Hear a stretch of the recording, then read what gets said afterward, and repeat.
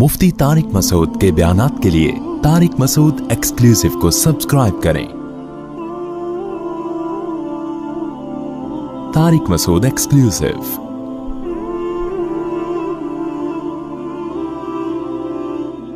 बाज़ लोगों की कॉल्स आती हैं कि रोज़ा बहुत सख्त लग रहा है क्योंकि बहुत शदीद गर्मी है, ज़रा सा भी आप धूप में चलें, थोड़ा सा भी कोई काम करें तो सख्त प्यास लगना शुरू हो जाती है। बाज़ लोग कहते हैं सुबह 9 बजे से प्यास लगना शुरू होती है तो सारा दिन कैसे गुजरेगा। देखो मेरे भाई, कम हिम्मती ये बुरी चीज़ है, कुछ भी नहीं होगा, कोई नहीं मरेगा इंशाअल्लाह इतने आराम से। कुछ थोड़ा सा बर्दाश्त करना सीखें। ये कोई मर्दानगी नहीं है कि आपको प्यास लगना शुरू हुई तो अब परेशान हो रहे हैं कि मैं किस तरह तोड़ दूं, कोई बहाना कर लूं, कोई क्या कर लूं। कम हिम्मत आदमी दुनिया में किसी भी काम का नहीं होता, ना कम हिम्मत मर्द और ना कम हिम्मत औरत। बाज़ ख़वातीन परेशान होती, बहुत सख्त रोजा लग रहा है, बड़ी मुश्किल, कल नहीं रखेंगे, आज क्या करें, सारा दिन कैसे गुजारें। याद रखो, अपने ज़मीर को मुर्दा करके जिंदगी गुजारने वाला आदमी कभी सुकून में नहीं होता। गैरत पर अगर सौदा कर लो ना, समझौता कर लो, वक्ती मजा बहुत है, मगर अल्लाह जिंदगी का हकीकी सुकून छीन लेते हैं।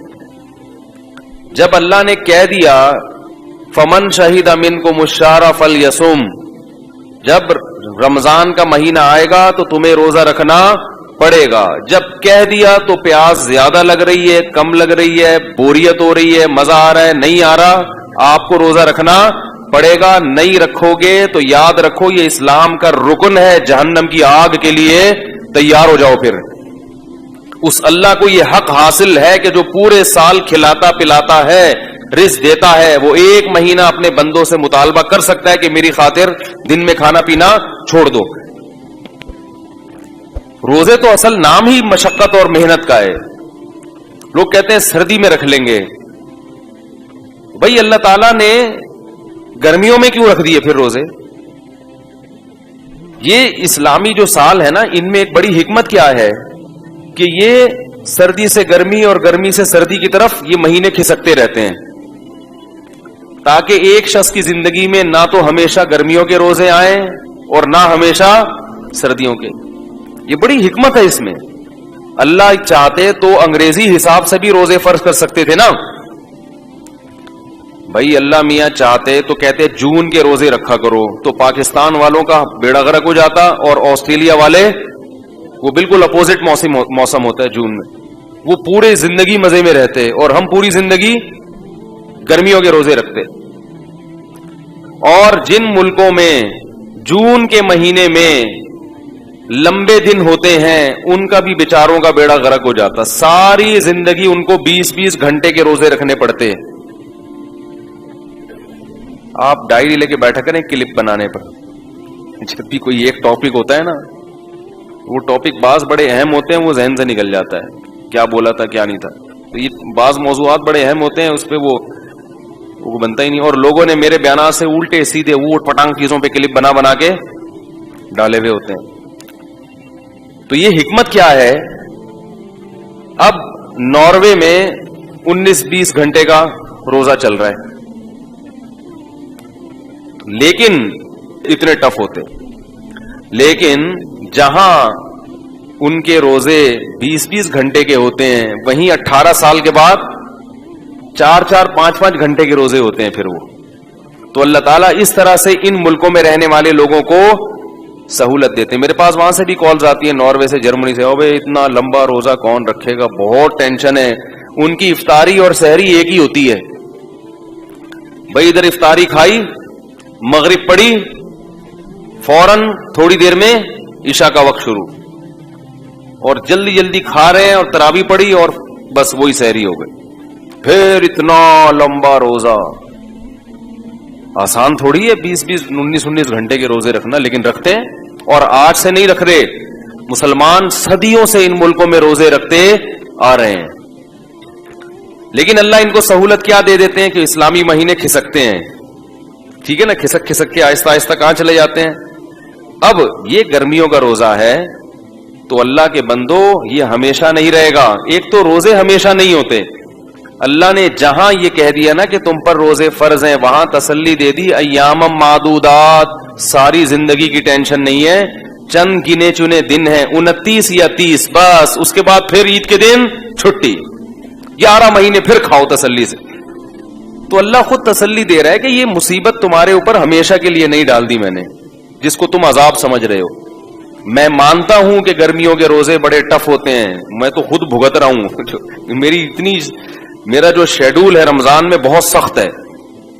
تو مجھے آج صبح 9 بجے سے, صبح فجر کے بعد میں بیٹھا ہوا تھا, پیاس لگنا شروع. میں نے کہا لے بھائی ابھی سے شروع, سارا دن کیسے گزرے گا. بھائی گزر گیا, بچ گئے, زندہ ہیں آپ. تو پھر جب آدمی پیتا ہے افطاری میں تسلی سے پانی, اس کا اپنا مزہ ہے, رگیں تر ہو جاتی ہیں, کتنا مزہ آتا ہے. تو کسی بھی طریقے سے میرے بھائی بھوکا پیاسا رہ کے اپنا ٹائم گزار لو.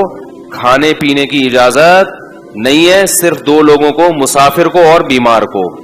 اس کے علاوہ نہ پریگنینسی میں اللہ نے عورت کو اجازت دی روزہ چھوڑنے کی. اگر بیمار ہو رہی ہے روزہ رکھنے سے پھر ایک الگ بات ہے. نہ فیڈ کرانے والی کو اللہ نے روزہ چھوڑنے کی اجازت دی. فیڈ کرانے سے بیمار ہو رہی ہے, یہ بچہ بیمار ہو جائے گا, دودھ ہی نہیں آ رہا, وہ ایک الگ بات ہے, پھر چھوڑ. باقی کسی کو بھی گرمی کی شدت ہو, ٹینشن ہو, پریشانی ہو, نہ روزہ آپ, کیونکہ اسلام کا رکن ہے, اس کے بغیر اسلام کی عمارت قائم نہیں ہو سکتی. دیکھو اسلام کے کتنے ارکان ہیں. مجھے ایک صاحب کی بات بڑی پیاری لگی, ایک وہ بڑے لبرل سے تھے, کہتے ہیں یار میں دین پہ اتنا نہیں چلتا, لیکن میں سوچتا ہوں اسلام کے 5 ارکان کو تو پورا کر کے جاؤں میں دنیا سے. اسلام کے 5 ارکان تو پورے کروں, عمارت تو قائم ہو, قیامت کے دن پتہ تو چلے گی یہ مسلمانوں کا بچہ تھا. یہ ارکان کا کیا مطلب ہوتا ہے, اس کے بغیر آپ مسلمانوں کی فہرست میں شامل ہو ہی نہیں سکتے. بھائی رکن کے بغیر کمیٹی کا تصور ہے؟ ارکان غائب ہیں کسی کمیٹی کے, تو کمیٹی تو ہے ہی نہیں. نماز کے ارکان ہوتے ہیں قیام, رکوع, سجود, ان میں سے ایک بھی رکن فوت ہو جائے تو نماز نہیں رہتی. تو اسلام کے 5 بیسک احکام ہیں, جو یہ وہ ارکان ہیں کہ جو مسلم کو غیر مسلم سے ممتاز کرتے ہیں. بھائی مسلم میں اور غیر مسلم میں کیا فرق ہے بتاؤ؟ مسلمانوں کی, غیر مسلم کی 2 آنکھیں ہوتی ہیں, تو مسلمانوں کی کتنی ہوتی ہیں؟ 4 آنکھیں ہوتی ہیں کیا؟ بولو نا بھائی. تو اس سے پتہ چلے گا کہ یہ مسلم ہے. وہ بھی 2. کتنی ناک ہوتی ہے ہندوؤں کی؟ 1. تو مسلمانوں کی کتنی ناک ہے؟ ہندو کے کتنے کان ہوتے ہیں؟ ہمارے بھی کتنے ہیں؟ ان چیزوں میں تھوڑی پتہ چلتا ہے کہ مسلمان ہندو کا. بنیادی چیز کیا ہے کہ مسلمان جب فجر کی اذان آتی ہے حی علی الصلاۃ تو بستر چھوڑ دیتا ہے, اور ہندو اور عیسائی پڑا ہوا سوتا رہتا ہے. وہ وضو کر کے سجدہ کرتا ہے اللہ کے سامنے, عصر میں بھی, مغرب میں بھی, عشاء میں بھی. اس سے پتہ چلتا ہے کہ یہ کیا ہے, مسلم ہے. اسی طرح مسلمان پوری زندگی میں 1 مرتبہ لازمی بیت اللہ کی زیارت کرتا ہے, زندگی میں 1 مرتبہ. کتنا آسان بنایا اللہ نے دین کو, اگر وہ بھی پیسے ہیں جیب میں. اور تیسری بات کیا ہے, بلکہ دوسری, نماز کے بعد دوسری بات ہے زکوٰۃ. یہ بھی اسلام کا کیا ہے. تو وہ صاحب کہنے لگے یار میری نمازیں رہ گئی تھیں, تو میں چاہ رہا ہوں مرنے سے پہلے ساری نمازیں قضا مکمل کر لوں, تاکہ اسلام کا ایک بہت بڑا رکن کیا ہو جائے, پورا. دوسرا رکن ہے زکوٰۃ. تو وہ بہت آسان ہے, سال میں 1 مرتبہ 2.5%, 1 لاکھ پہ 2,500 روپے, وہ سال میں 1 دفعہ دینا ہوتا ہے. وہ بھی آسان ہے, کوئی مشکل نہیں ہے. تیسرا ہے حج. حج بھی زندگی میں, اور وہ بھی ہر ایک پر نہیں ہے, جس کے پاس کھلا پیسہ ہو جا سکتا ہے. زکوٰۃ بھی ہر ایک پر نہیں ہے, تو صرف نماز ہر ایک پر ہے اور روزہ ہر ایک. تو ایک نماز ہے اس کو کر لو بھائی, اور ایک کیا ہے, اور روزہ نماز سے آسان ہے, اس کو تو فوکس کرو پہلے, کیونکہ نماز کے بارے میں اللہ نے خود فرمایا وَإِنَّهَا لَكَبِيرَةٌ, بڑی مشکل چیز ہے. کیوں؟ ساری زندگی پڑھنی پڑتی ہے, سوائے ان لوگوں پہ جن پر اللہ کا خوف ہے. اللہ قرآن میں کہہ رہے ہیں ان پر مشکل نہیں ہے, لیکن عام آدمی پر کیا ہے, نماز مشکل ہے. کیونکہ کنٹینیو پوری زندگی, روزے اتنے مشکل نہیں ہیں جتنے نظر آتے ہیں, اس لیے کہ اللہ نے فرمایا ایام معدودات, پوری زندگی تھوڑی کہہ رہے ہیں کہ رکھتے رہو بھائی, 29 دن رکھ لو, اور اس میں بھی تمہاری زندگی میں 2 دفعہ گرمیوں میں آئیں گے, وہ ٹینشن والے ہوں گے, اور زندگی میں 2 دفعہ سردیوں میں آئیں گے, وہ تو بہت حلوے کی طرح آسان ہوں گے. دسمبر کے روزے بھی ہم نے رکھے ہیں, پتہ ہی نہیں چلتا تھا. اتنی لمبی راتیں ہوتی تھیں کہ آپ نے جناب صبح 6:45 بجے تو 6:15 بجے تک تو سحری چل رہی ہے, 6 بجے سے لے کے شام 6 بجے پھر افطار ہو گیا. 12 گھنٹے کا روزہ, وہ بھی ٹھنڈا ٹھاٹ, اور پھر شام 6 بجے سے لے کے صبح 6 بجے تک 12 گھنٹے ہیں آپ کے پاس کھانے کے. ہمیں یاد ہے ہم تراویح سے 8:45-9 بجے فارغ ہو جاتے تھے, اس کے بعد پھر کھاتے رہو, اور سردی میں کھانے کا بھی مزہ آتا ہے, وہ تو پتہ ہی نہیں چلتا تھا. تو زندگی میں 2 مرتبہ کیا ہوتا ہے رمضان آپ کی زندگی میں گرمیوں میں, یعنی 2 مرتبہ کا مطلب یہ کہ 2 ایسے موقع ملتے ہیں جس میں رمضان چند سال تک, بولو بھائی, گرمیوں میں آتے ہیں. اور ابھی کتنے آدھے تو ہو گئے نا, ابھی وہ ہماری زندگی میں جو آنا تھا, اب صرف 6 سال مزید گرمیوں میں آئے گا. 6 سال برداشت کر لو, اس کے بعد پھر ٹھنڈ میں آنا مارچ میں, 6 سال کے بعد مارچ میں آنا شروع ہو جائے, وہ بالکل معتدل ہوں گے. اور 9 سال کے بعد خاندانی سردی, پھر پتہ ہی نہیں چلے گا روزے کا. کتنا آسان اللہ نے رکھ دیا, ہمیشہ کے لیے جون جولائی کے نہیں رکھے. 36 سال کے بعد روزہ ریپیٹ ہو جاتا ہے, سمجھ رہے ہو, 36 سال کے بعد اسی موسم میں آتا ہے جس میں 36 سال پہلے آیا تھا. تو انسان کی زندگی میں 36 سال 2 دفعہ ہی آتے ہیں, وہ بھی بشرطے کہ ہم میں سے ہر شخص کے مقدر میں زندگی ہو, ورنہ کوئی پتہ نہیں آخری رمضان ہو, کون بچے گا کون مرے گا. تو اس لیے ہمت کم ہمتی. مجھے بہت غصہ آتا ہے جب ہٹے کٹے لوگ کہہ رہے ہوتے ہیں یار برداشت نہیں ہو رہا میرے سے, برداشت نہیں ہو رہا. تھپڑ مارو جا کے کم وقت کو, کم ہمت ہو گئے ہیں بالکل ہی, کچھ نفس کے خلاف اور کچھ اپنی خواہشات کے خلاف کرنے کی قوت ہی ختم ہو گئی ہے. کیا کرو گے دنیا میں, سروائیو کیسے کرو گے؟ انسان کو دنیا میں کچھ بھی کرنے کے لیے نا اپنی خواہشات کو قربان کرنا پڑتا ہے. ساری خواہشات کسی کی بھی پوری نہیں ہوتی. اس لیے ہمت کر کے روزے رکھیں, دل لگے نہ لگے. میں بار بار کہتا ہوں کچھ بھی نہیں ہوتا, پڑ جاؤ آرام سے, کروٹیں لیتے رہو, ٹھنڈے پانی سے نہاتے رہو, بیٹھے رہو, مری چلے جاؤ. اگر اللہ نے پیسہ دیا ہے, کہاں جا کے, بہت سے لوگ پنجاب کے پیسے والے ہیں لیکن رمضان کے روزے نہیں چھوڑتے, تو وہ کہاں چلے جاتے ہیں, مری چلے جاتے. ٹھیک ہے, اللہ نے اگر پیسہ دیا, لیکن روزہ چھوڑنے کی میرے بھائی اجازت, نہ چھوڑنے کی نہ توڑنے کی, سستی نہیں کرنی ہے اس میں. رہا یہ مسئلہ کہ مزدور کیسے رکھے گا, یہ مسئلہ میں بار بار بتا چکا ہوں. تو ایک عالم مزرن, میں نے یہ 2-3 دن سے تھوڑا سا یہ کلپ دیکھے, یہ جو لائیو شو چلتا ہے نا ڈاکٹر عامر لیاقت صاحب کا, اس میں کچھ علماء بیٹھے ہوئے ہوتے ہیں آپس میں بحث. اس میں ایک عالم یہ کہہ رہے تھے کہ مزدور کے لیے جو ہے نا سخت مجبوری ہے تو روزہ چھوڑنا جائز ہے. اور ایک مولوی صاحب کہہ رہے تھے نہیں مزدور روزہ نہیں چھوڑ سکتا. تو دوسرے نے کہا کہ یہ جو مولوی صاحب کہہ رہے ہیں نا جو مزدور روزہ نہیں چھوڑ سکتا, یہ ایئر کنڈیشن روم میں بیٹھ کے کہہ رہے ہیں, یہ ذرا اس مزدور کی جگہ جا کے کھڑے ہوں پھر یہ فتویٰ دیں. تو یاد رکھو, ایئر کنڈیشن روم میں بیٹھ کے بھی وہی بات کی جائے گی جو شریعت کی ہے, اور دھوپ میں بیٹھ کے بھی وہی بات کی جائے گی. جو کوئی مفتی ایئر کنڈیشن روم میں بھی بیٹھا ہو تو وہ یہ فتویٰ نہیں دے سکتا کہ مزدور روزہ چھوڑ سکتا ہے. مزدور کو روزہ چھوڑنے کی اجازت نہیں ہے, کیونکہ یہ اللہ کا قانون ہے, اور اللہ نے یہ عرش پہ بیٹھ کے قانون بنایا ہے, اور محمد صلی اللہ علیہ وسلم کا یہ قانون ہے. مفتی چاہے اے سی میں بیٹھے, گدے پہ بیٹھے, ٹھیک ہے, وہ اپنی طرف سے مزدور کو رعایت, کیونکہ روزہ مزدور مفتی صاحب کے لیے نہیں رکھ رہا, کس کے لیے رکھ رہا ہے؟ تو لوگوں کے اوٹ پٹانگ کمنٹس ہوتے ہیں. تو ایک مولوی صاحب یہ کہنے لگے کہ بھائی جب نبی صلی اللہ علیہ وسلم نے سفر میں صحابہ کو ایک موقع پہ روزہ توڑنے کا حکم دیا, جہاد کا سفر تھا, بے ہوش ہو رہے تھے صحابہ, تو آپ نے سب کو حکم دے دیا روزہ توڑ دو, خود بھی آپ نے پیالہ پیا, اور پھر بھی جنہوں نے روزہ رکھا تو آپ نے فرمایا کہ آج کے دن جنہوں نے روزہ توڑا وہ زیادہ اجر ملا, اور جنہوں نے رکھا ان کو اجر کم ملا. تو جب اس موقع پہ نبی نے اجازت دے دی تو اس کا مطلب ہے کہ اتنی ٹینشن اسلام میں, بولو بھائی, نہیں ہے. تو یہ وہ لوگ ہوتے ہیں جو قرآن و حدیث کی روح کو نہیں سمجھتے. اپنی طرف سے ایسے قیاس کرنا, قیاس کے بھی کچھ شرائط ہیں, اس اصول ہیں جو مدارس میں پڑھائے جاتے ہیں. نبی صلی اللہ علیہ وسلم نے روزہ توڑا ہے سفر میں, سفر میں تو روزہ ویسے بھی واجب, بولو بھائی, نہیں ہے. اور دوسرا سفر بھی جہاد کا تھا.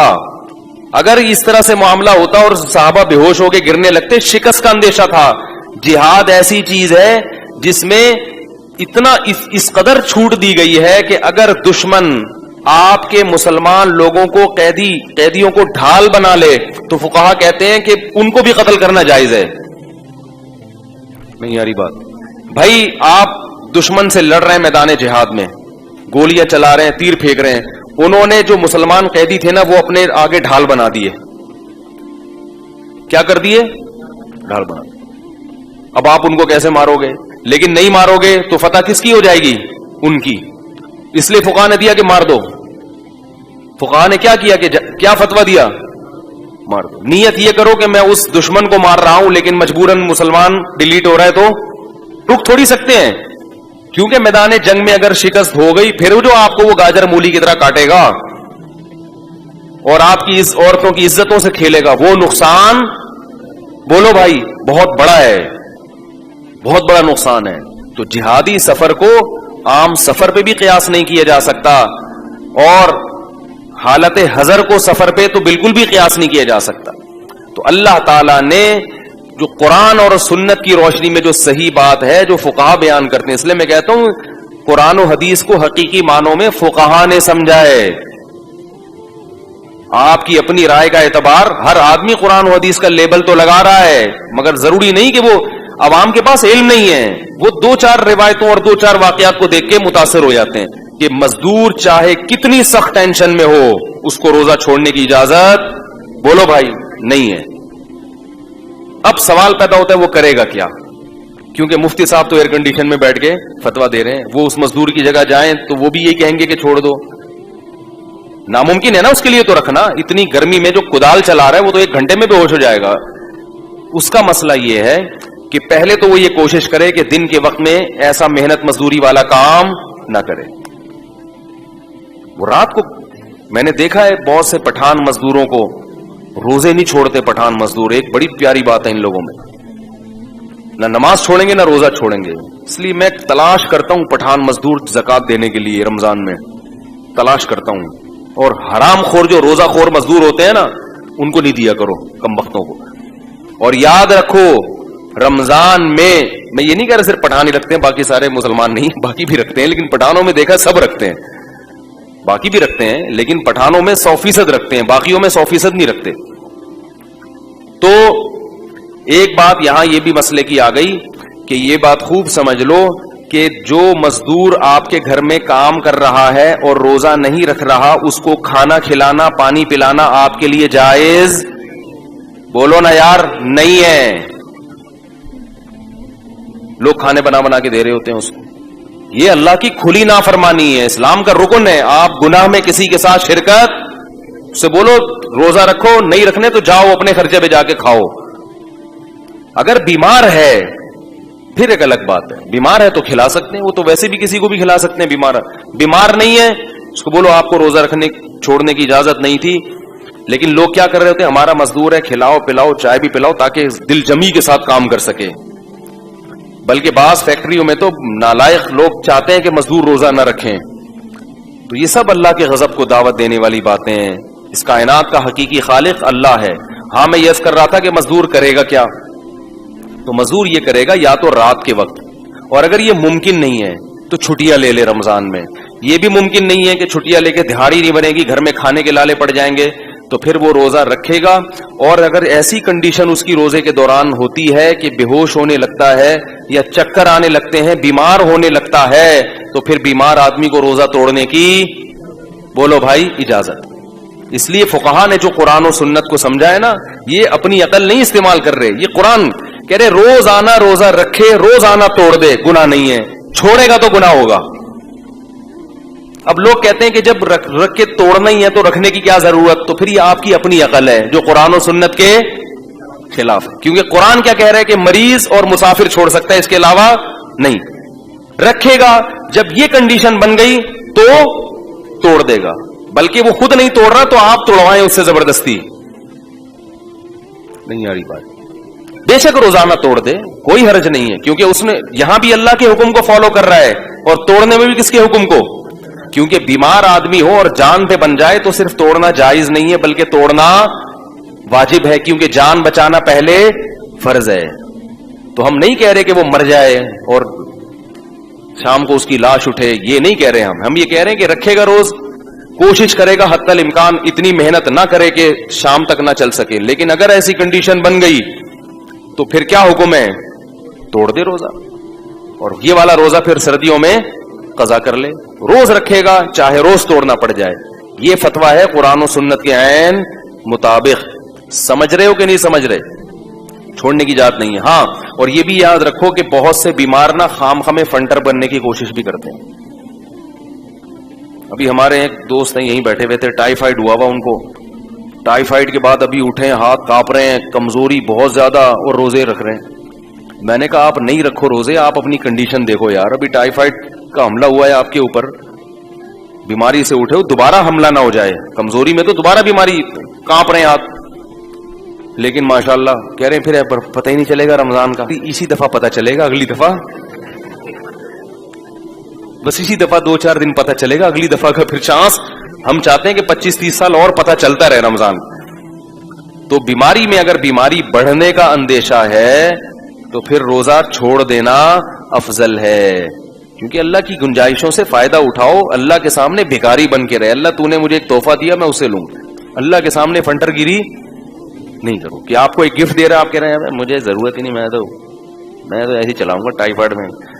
تو اگر ایسی کنڈیشن ہے تو پھر انسان اللہ کی رخصت سے فائدہ اٹھ. لیکن جہاں اللہ نے رخصت دی ہے, اللہ نے گرمی کی وجہ سے رخصت نہیں دی, مزدوری محنت کی وجہ سے رخصت نہیں دی ہے, وہ تو رکھنا پڑے گا. کتنی ٹینشن, روزہ تو نام ہی ٹینشن کا ہے نا. روزہ نام اس کا ہے کہ تڑپو پیاس میں, بھوک میں تڑپو, ٹینشن ہو, اسی میں ثواب ہے. صحابہ کرام اتنے مزے سے خوشی سے روزے رکھتے تھے. ہم تو صرف رمضان کے نا وہ نفلی روزے گرمیوں میں رکھتے تھے. حضرت جابر رضی اللہ تعالیٰ عنہ غالباً جب ان کی موت کا وقت آیا رو رہے تھے. لوگوں نے پوچھا کہ ہم موت کے ڈر سے رو رہے ہیں. فرمایا نہیں, گرمیوں میں جو اللہ کے لیے روزے رکھتا تھا اور پیاس کی شدت سے جو زبان خشک ہوتی تھی, اس میں جو مزہ آتا تھا, وہ مزے اب ختم ہو رہے ہیں.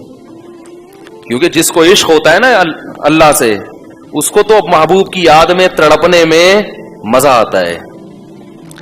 متنبی نے کیا پیاری بات کی ہے, عدل العوادل حول قلب الطائہ. مجھے یاد دلانا ہے, روزے کے کفارہ بھی بیان کروں گا.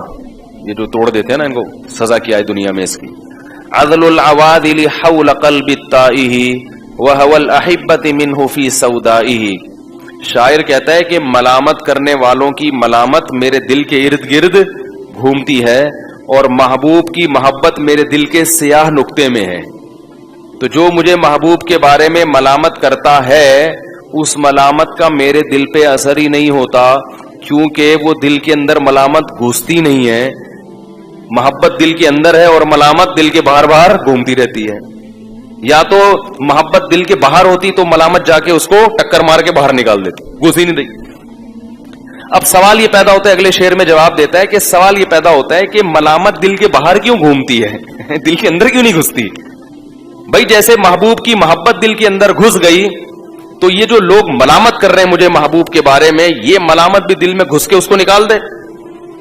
شاعروں کے کلام میں بڑی بلاغت ہوتی ہے. تو وہ جواب دیتا ہے, یشک الملام الی اللوائم حرہ ویصد حین یلمن عن برحائہ. کہتے ہیں وہ ملامت اصل میں گھسنے کی کوشش کرتی ہے, لیکن محبوب کی محبت سے دل گرم اتنا ہوتا ہے کہ اس کی گرمی کی وجہ سے وہ جلنے لگتی ہے, اور واپس جا کے جس نے ملامت کی ہے نا اس کو شکایت کرتی ہے کہ کدھر بھیج دیا تم نے جا کے مجھے. نہیں آ رہی بات سمجھ, جا کے کس کو شکایت کرتی ہے؟ جس نے ملامت, جو ملامت کرنے والے ہیں نا, وہ تو کہہ رہے ہیں ملامت کرنے والیاں, لیکن میں والے بنا رہا ہوں اس کو فی الحال, کیونکہ آپ پھر ادھر ادھر دماغ آپ کا جائے گا. وہ تو کہہ رہے ہیں ملامت کرنے والیاں, کیونکہ عورتوں کی ملامت کا اثر زیادہ ہوتا ہے انسان کے اوپر. کہتے ہیں جو ملامت کرنے والیاں ہیں نا, ان کو جا کے بتاتی ہے ملامت کہ بھائی بھیجا تم نے غلط جگہ پر ہے, اس کا دل بہت زیادہ گرم ہے. تو اللہ کی محبت کا عشق اگر دل میں پیدا ہو جائے, محبت پیدا ہو جائے, تو انسان پھر لوگوں کی ملامت اور اپنے نفس کی ملامت, ان چیزوں سے لوگ تو کہیں گے کیا سوکھے جا رہے ہو روزے رکھ کے, کیا ہو گیا. جو لبرل لوگ ہیں نا, ان کو یہ مسلمانوں کی یہ بہت بڑی حماقت لگتی ہے, بھوکا پیاسا رہنا. یہ جو ہے سارا دن بھوکے پیاسے رہتے ہیں, یہ جو لبرل لوگ ہیں نا, یہ ہنستے ہیں مسلمانوں پہ. یہ بے وقوف لوگ ہیں, سارا دن بھوکے پڑے ہوئے ہیں, کوئی کام ہی نہیں ہو رہا. انگریز کہاں جا رہا ہے, ترقی کر کے چاند پہ پہنچ گیا, اور یہ صبح 4 بجے کھا رہے ہیں, سارا دن بھوکے, نہ دفتروں میں صحیح طرح سے کام ہوتا ہے. حقیقت ہے روزے میں کام نہیں ہوتا, یعنی عام طور پر بیٹھے ہوئے ہیں سوکھے سوکھے, نہ گٹکا منہ میں نہیں ہوتا. کوئی آئے نا مسئلہ پوچھنے کے لیے, وہ آدمی کو غصہ آنا شروع ہو جاتا ہے. ہر چیز میں پکوڑے نظر آ رہے ہوتے ہیں اس کو, ہر چیز میں جناب اس کو شربت نظر آ رہا ہوتا ہے. اور کیسے, میں تو آج کل ٹف روزے چل رہے ہیں, گھر والوں کو بولا ہوا ہے کہ پہلے 5 منٹ پہلے پورا دسترخوان سج جانا چاہیے, ہر چیز ہو, انتظار کی. ادھر اذان ہوئی اور پتہ چلا پانی فریج سے نکال کے لایا جا رہا ہے, یہ برداشت نہیں ہے بھائی. سب رکھا ہوا ہو, سب رکھا ہوا. بل ایسی ٹینشن چل رہی ہے آج کل, کیونکہ کام بولنا بہت پڑ رہا ہے نا مجھے, رمضان دن کے وقت بھی میرے وہ ہوتے ہیں ریکارڈنگ وغیرہ. تو میں یہ عرض کر رہا تھا کہ بھائی اللہ کی محبت ہے تو برداشت کرنا پڑے گا. تو یہ جو لبرل لوگ ہیں نا, جو اسلام کا مذاق اڑاتے ہیں مسلمانوں کا, یہ بیوقوف, یہ بالکل ایسے ہی ہے کہ نوح علیہ السلام جب کشتی بنا رہے تھے نا تو قوم مذاق اڑا رہی تھی. نوح علیہ السلام نے کہا ابھی تم اڑا لو, کل ہم تمہارا مذاق اڑائیں گے. جس خدا نے پیدا کیا, جس رب نے بنایا, اس کا حکم ہے کہ چھوڑ دو کھانا پینا, اس کا حکم ہے, اور اجازت دی غروب آفتاب کے بعد کھاؤ. تو ہم اس کے حکم میں کر رہے ہیں. کوئی اور ہمیں کہتا تو ہم اتنے بیوقوف, کسی کے کہنے پہ تو ہم چائے اور گٹکے نہیں چھوڑتے.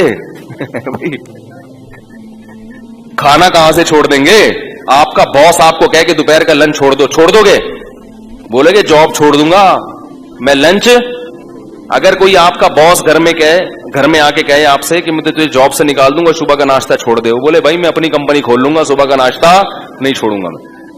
یہ تو اللہ نے کہا ہے تو بھائی ہم کرتے ہیں, ورنہ ہم کسی کو اتنی لفٹ نہیں کراتے. تو اللہ کے لیے ہے, اور ہمیں اللہ سے اس پر امیدیں ہیں. اسی بھوک پیاس میں وہ اجر دے رہا ہے. للصائم فرحتان, روزے دار کے لیے وقت اور ایک قیامت. کیسا مزہ آتا ہے خدا کی قسم, پانی پی کے, کھجورے کھاؤ, پانی پیو. افطار میں اوٹ پٹانگ چیزیں نہیں کھایا کرو, کھجوروں کو زیادہ فوکس کیا کرو, صحیح ہے نا. اس سے طاقت بھی آتی ہے, وزن نہیں بڑھتا, توانائی فل ملتی ہے, اور کھجور سے خون اچھا بنتا ہے.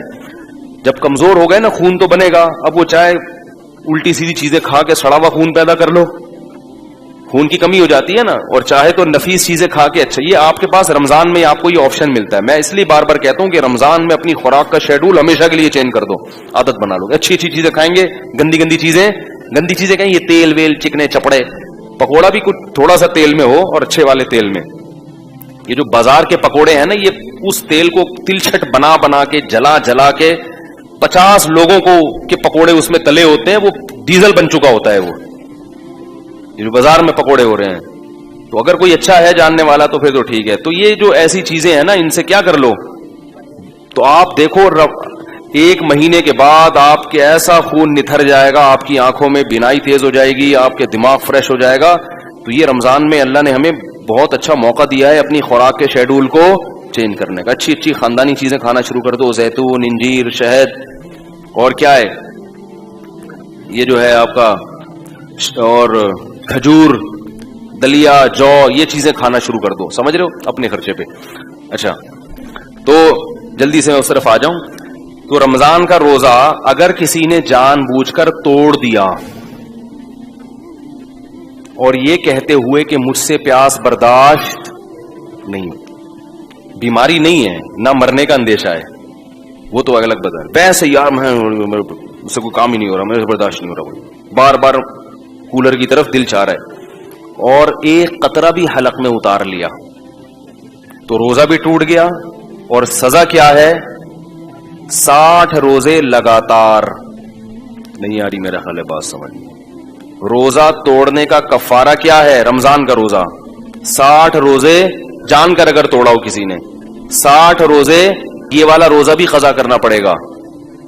اور وہ جو 60 روزے رکھنے ہیں, ان میں اگر 59 روزوں کے بعد آپ کی طبیعت خراب ہو گئی اور 60واں نہیں رکھ سکے, تو پھر پہلے دن سے دوبارہ, یعنی اس میں بیماری کی بھی کبھی عذر قابل قبول نہیں ہے, کیونکہ یہ کس کا روزہ ہے؟ رمضان کا. یہ مذاق نہیں ہے, یہ اللہ کا بہت بڑا حکم ہے.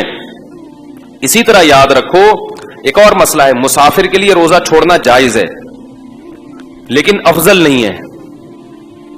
افضل اس صورت میں ہے جب مسافر کو روزہ رکھنا مشکل ہو. یہ جو حدیث میں آتا ہے لیس من البر الصیام فی السفر, سفر میں روزہ نیکی نہیں ہے, یہ اس صورت میں ہے جب سفر میں روزہ رکھنا آپ کو بہت زیادہ مشکل لگ رہا ہے. اگر سفر میں روزہ رکھنا مشکل نہیں ہے, جیسے کہ آج کل اکثر مشکل نہیں ہوتا, جہازوں کا, ٹرین کا, بسوں کا سفر ہے, بڑے آرام سے رکھ سکتے ہیں, تو ایسی صورت میں روزہ رکھنا افضل ہے, کیونکہ رمضان کی فضیلت حاصل ہوگی.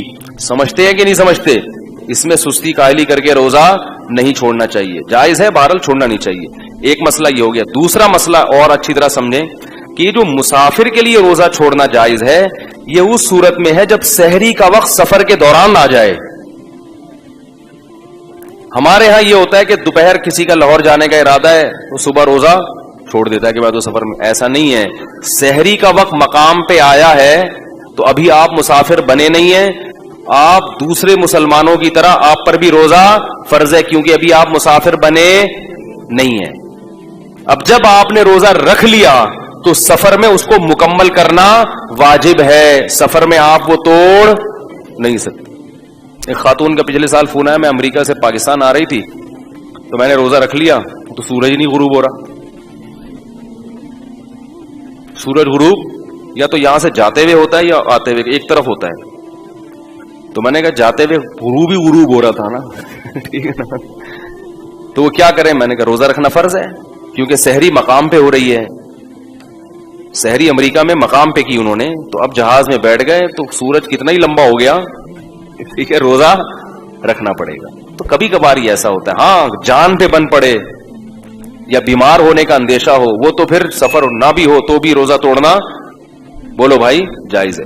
تو ایک مسئلہ ہے. دوسرا مسئلہ یہ, مسافر نے روزہ چھوڑ دیا, سفر میں سحری آئی تھی, آپ یہاں یعنی آپ جہاز میں بیٹھے لاہور سے کراچی آ رہے ہیں, راستے میں سحری کا وقت ہو گیا جہاز کے دوران, یعنی پرواز کے دوران, تو آپ روزہ چھوڑ سکتے ہیں, آپ نے چھوڑ دیا روزہ. لیکن جب آپ نے روزہ چھوڑا تو جہاز میں ہی بیٹھ کے جتنا کھانا ہے کھا لیں. جب ایئرپورٹ پہ آپ اترے اور کراچی میں مقیم بن گئے تو جیسے ہی اپنے علاقے میں داخل ہو گئے, یعنی شہر میں داخل ہوئے, تو اس وقت کھانا پینا آپ کے لیے جائز نہیں ہے, بند, کیونکہ اب آپ مسافر نہیں رہے. اگرچہ روزہ نہیں ہے لیکن روزے داروں کی طرح آپ کو رہنا پڑے گا, کیونکہ آپ نہ مسافر رہے نہ مریض رہے. تو فمن شہید منکم الشہر, کہ تم میں جو اس مہینے کو پائے گا وہ روزہ رکھے, تو اس کو روزہ رکھنا, اگرچہ یہ شرعی روزہ نہیں ہوگا کیونکہ سحری, کیونکہ وہ تو کھاتے آ رہے ہیں نا, لیکن پھر بھی روزے داروں کی طرح رہنا آپ پر کیا ہو جائے گا, واجب ہو جائے گا. نہیں آ رہی بات؟ ہم نے دیکھا ہے مسافر کا روزہ نہیں ہے, وہ آ کے کھا رہا ہوتا ہے. بھائی اب تو مسافر نہیں رہے نا تم, اب تھوڑی مسافر ہو, اب چپ آرام سے جیسے دوسرے بیٹھے ہوئے ہیں نا اس طرح بیٹھو, کھانے پینے کی اجازت.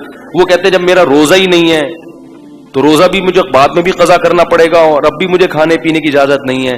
بالکل ایسا ہی ہے, بعد میں یہ قضا بھی کرنا پڑے گا, کیونکہ آدھے دن تو آپ چرتے رہے نا, آدھے روزے تھوڑی ہوتے ہیں, اور آدھا دن آپ کو روزے داروں کی طرح رہنا بھی پڑے گا. سمجھ رہے کہ نہیں سمجھ رہے؟ تو یہ حکام ہے جن کی لوگ رعایت نہیں کرتے.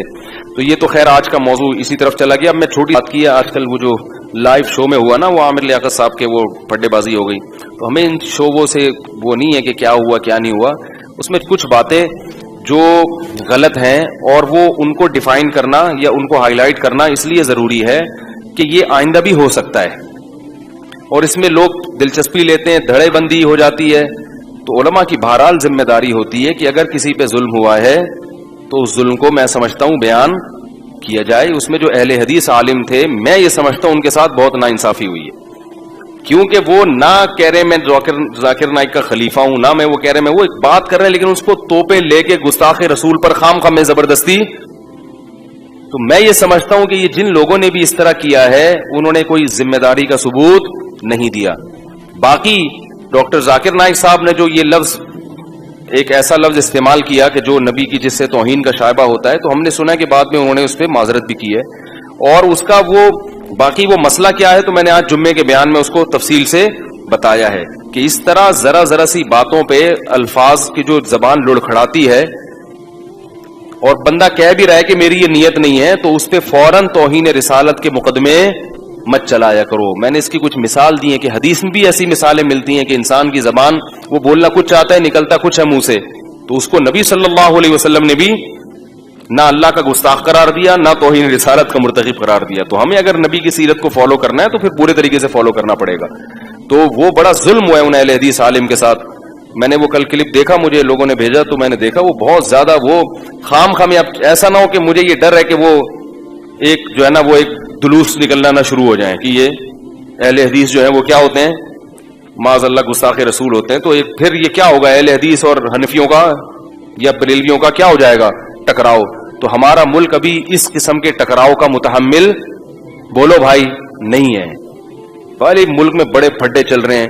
تو اس لیے جو بھی اس قسم کی چیزوں کو میں جذباتیت کا شکار ہوتے ہیں، سوشل میڈیا پہ ہمارا فرض ہے کہ ہم ان کی حوصلہ افزائی نہیں کریں اور ان کو بتائیں جو بھی اللہ کے رسول کو ماننے والا ہے وہ کبھی بھی گستاخ رسول نہیں ہو سکتا. سب مسلمان اللہ اس کے رسول سے محبت کرتے ہیں. تعبیرات میں کبھی کبھار زبان کیا ہوتی ہے. تو اس لیے کہ اگر علماء رہنمائی نہ کریں، سوشل میڈیا پہ لوگوں کے پھر بڑے زہریلے کمنٹس ہیں، اس سے اور زیادہ نفرتیں پھیل رہی ہیں. ہر آدمی اپنے فرقے کو لے کے نا اب اس کو موقع مل گیا ہے. کوئی بھی ایسا جیسے کوئی کمزور پٹ رہا ہو نا اب اس کمزور نے آپ کے پیسے بھی لیے ہوئے تھے، بلکہ ایک طاقتور پٹ رہا ہو، فرض کریں اس نے آپ کے بھی پیسے لیے ہوئے تھے تو آپ اس کو مار سکتے نہیں تھے. اب کیا ہوا ہے کہ وہ لوگ اس کو کوٹ رہے ہیں تو آپ بھی جا کے اس پہ چوری کا الزام لگا کے تھپڑ مار. مقصد چوری نہیں ہوتی، مقصد ہوتا ہے کہ اس نے جو ہے نا میرے پیسے دینے. ہم سرگودا میں تھے تو ایک چور پکڑا گیا تو ایک صاحب نے اس کو 2-3 لوگوں نے نا اس کو درخت سے باندھ دیا. چور بڑا طاقتور تھا. اب لوگوں نے اس کو چانٹے مانٹے مارنا شروع کیے. تو میں چھوٹا بچہ تھا تو میں نے دیکھا پورا محلہ آ کے اپنی چانٹوں کی ٹھڑک وہاں پوری کر رہا ہے. کیونکہ بہت سے لوگوں کو نا پیٹنے کا شوق ہوتا ہے لیکن ان میں اتنا دل ہوتا نہیں ہے کہ کسی پہ ہاتھ اٹھائیں. تو سب نے آگے بولا یہ بندہ ہوا ہے، ہاتھ بھی بندے ہوئے ہیں، چوری کی ہے پٹاخ. دوسرا آ رہا ہے وہ بھی پٹاخ لاتے ہیں گھوسے. تو صاف پتا چل رہا تھا کہ ان کو چوری سے، کیونکہ ان کی چوری تھوڑی کی ہے اس نے، ان کو نہ چوری سے نفرت ہے نہ کوئی چور سے نفرت ہے. بس یہ بھی چاہتے ہیں کہ انگلی کٹا کے ہمارا بھی نام کس میں، شہیدوں میں آ جائے. تو ابھی وہ بیچارے اہل حدیث عالم سے کوئی گڑبڑ ہوئی تو ہر آدمی جو ہے نا رسول اللہ صلی اللہ علیہ وسلم سے عشق کا دعویٰ کر کے ایک بوچھاڑ کر رہا ہے. اس سے خطرہ یہ ہے کہ مسلکی اختلاف کہیں بہت زیادہ بڑھ نہ جائے جس کے مسلمان ابھی تحمل نہیں کر سکتے. جو بھی حق بات ہے اس کو بیان کرنا چاہیے اور اس طریقے سے اس پہ کمنٹس کریں کہ ایک دوسرے کے جذبات، یہ ایسا نہیں ہے جیسا ہم سمجھ رہے ہیں. مسلمان سب اللہ اس کے رسول کے چاہنے والے ہی ہوتے ہیں. تعبیر میں بیچاروں سے کبھی غلطی، جیسے جنید جمشید بیچارے سے ہو گئی تھی. تو یہ بڑا حساس ٹاپک ہے. اللہ تعالیٰ اس امت کو، ابھی وہ سنا کہ اعلان کیا کہ وہ کسی اہل حدیث کو لے گا ہی نہیں چینل میں. عامر لیاقت صاحب نے کوئی اعلان کیا، اس سے اور پھر قواریت بڑھے گی. بھئی جب باقی آ رہے ہیں تو یہ کیوں نہیں آ رہے، شیعہ آ رہے ہیں، بریلوی آ رہے ہیں، دیوبندی آ رہے ہیں، تو وہ کیوں نہیں آ رہے. تو اس سے یعنی یہ ایسا، یا تو یہ کسی کی سازش ہے علماء کو آپس میں لڑانے کے لیے، اور اگر سازش نہیں بھی ہے تو بہرحال اس حرکت سے کون خوش ہو رہا ہے، شیطان. اور نقصان کس کا ہو رہا ہے. میں پہلے ہی اس کا قائل نہیں تھا کہ اس طرح علماء کو بٹھا کے نا مرغوں کی طرح لڑایا جائے آپس میں. یہ فروعی مسائل مدرسوں میں ہونے چاہیے، اور اگر بحث ہو بھی رہی ہے تو ایک دوسرے کے احترام کے ساتھ تمیز کے دائرے میں ہونی چاہیے. اللہ تعالیٰ سمجھنے کے عمل کی توفیق عطا فرمائے.